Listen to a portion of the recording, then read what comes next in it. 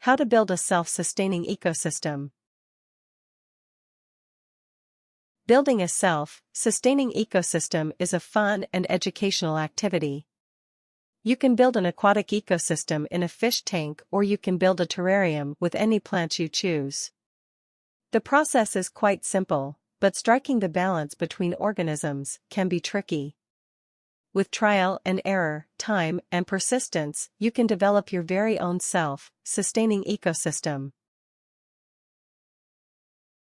Method 1. Building an aquatic ecosystem. 1. Choose a size for your ecosystem.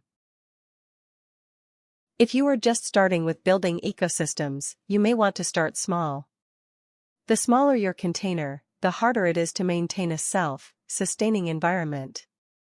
Larger containers allow for the inclusion of multiple diverse species and give everything room to grow.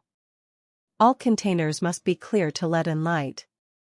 A small glass bowl is fast to set up and doesn't take up much space. Small bowls are good for beginners because you can experiment with what works for you. They are harder to keep sustained because there isn't much space for growth and diversity. Medium aquariums, 10-30 gallons, have more space for growth, but are more expensive and still limited in the size for growth. Large aquarium, 60,200 gallons, have ample space for growth and diversity and are most likely to be successful. However, they are very expensive and hard to make room for. 2. Expose the tank to fluorescent lighting. Fluorescent lighting is important for the growth of the plants in your ecosystem. It is recommended to provide 2 to 5 watts per gallon of water for a freshwater aquarium. Incandescent lighting will not help your plants grow. 3. Establish the substrate for the ecosystem. The substrate is the soil of the aquarium that allows the plants to anchor and grow. It must be properly established before doing anything else to foster an environment of growth and recycling of nutrients. If using a small bowl, start with 1 inch of sand and then add about half an inch of pea gravel on top. For medium to larger aquariums, start with 2 inches of sand and about 1/2–2 inches of pea gravel on top. Sand and pea gravel can be purchased from a pet store or obtained from a nearby pond. 4. Fill the container with water. The water is important because it will establish the first source of food for the fish and other organisms, algae and microorganisms. You can start with distilled, bottled water, dechlorinated tap water, or water from a previous fish tank or aquarium. If you use distilled, bottled water or dechlorinated tap water, mix some fish flakes in with the water to encourage growth. Adding some water from an already established tank will also help growth because it will already have the essential nutrients. 5. Purchase a variety of plants. When choosing plants, you want to consider how fast they grow, how often you'll have to trim them, the size of the plant, whether they're edible for fish and snails, and where in the aquarium they will grow, from the bottom, from the surface, from branches. To cultivate a diverse environment, include some of the following. Bottom growth, hair grass, corkscrew grass, or green rhodala. Surface growth, duckweed, lotus. Branches, crystalwort, Java moss, Christmas moss, phoenix moss. You want to make sure the plants are well established, let them grow and become rooted, before adding fish or snails to the ecosystem. 6. Cultivate micro-critters.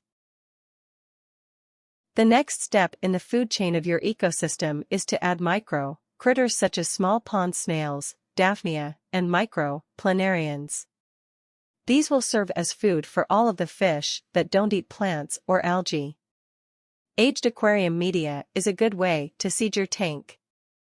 This can be purchased at the fish or pet store.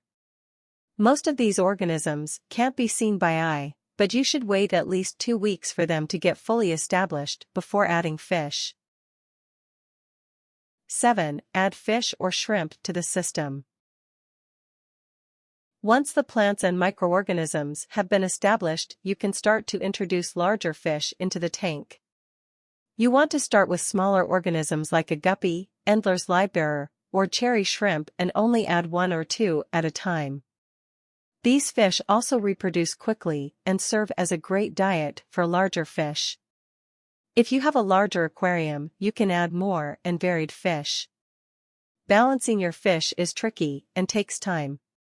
Make sure each species has time to adjust before adding more into the mix. Method 2: Maintaining an aquatic ecosystem.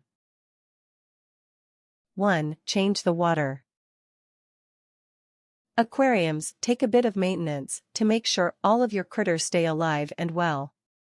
About every 2 weeks, 10–15% of the water in the tank should be replaced with fresh water. If you are using tap water, let the water sit in an aerated bucket for about 24 hours to allow the chlorine to air out. Check your local water source to determine if there are heavy metals in your water. Use filtered water if you are concerned about the quality of your tap water. 2. Control algae growth. A gravel vacuum is a handy tool to help control the algae in your aquarium. When you change out the water, vacuum the gravel at the same time to remove algae growth and any uneaten food that may have accumulated. Clean the aquarium walls with filter floss or a magnetic tank scrubber to keep algae from accumulating on the glass. Add plants, snails, or daphnia to help control the growth. 3. Remove dead fish promptly. Count your fish at least once a week to determine if any have died. Smaller fish can decompose quickly and cause spikes in nitrite, ammonia, and nitrate levels.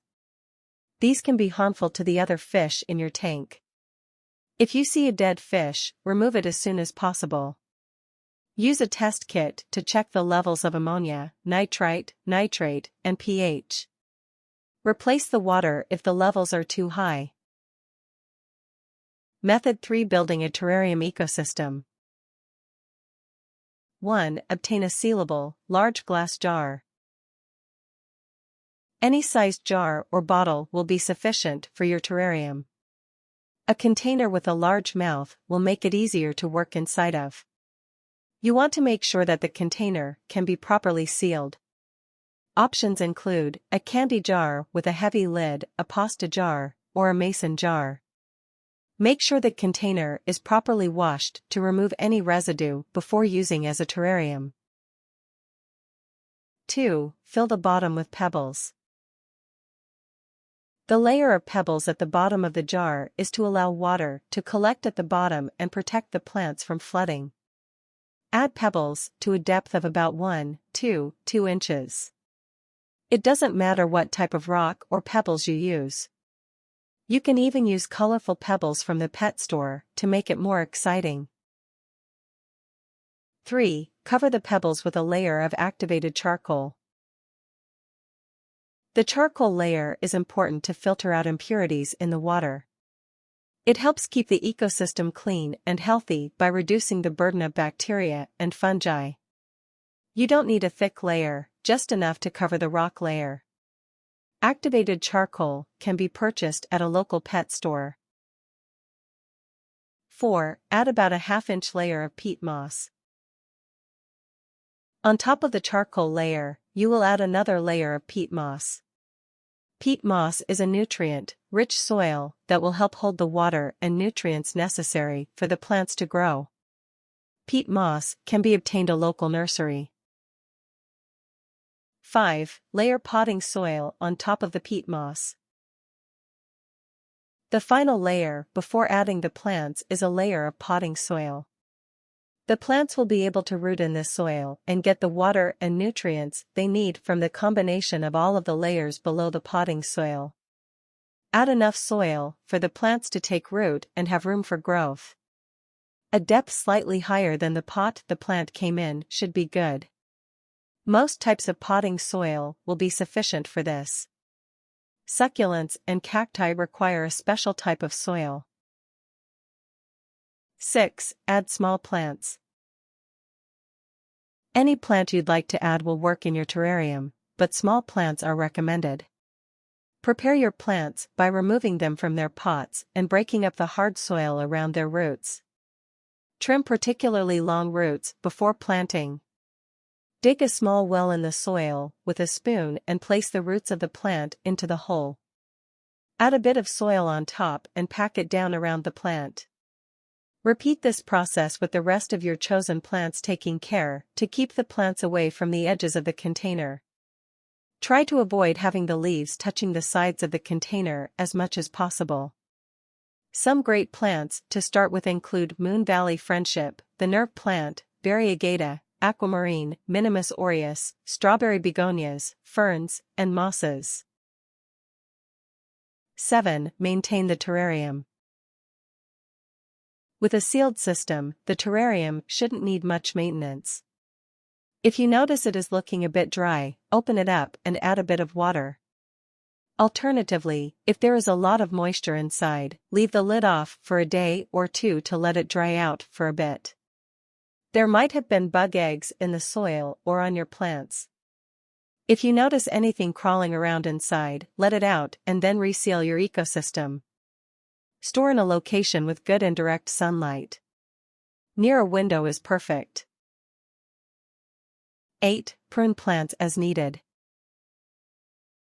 With proper sunlight and water, your plants will grow.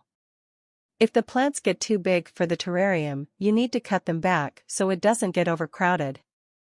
Keep the plants at your desired size so that they continue to thrive.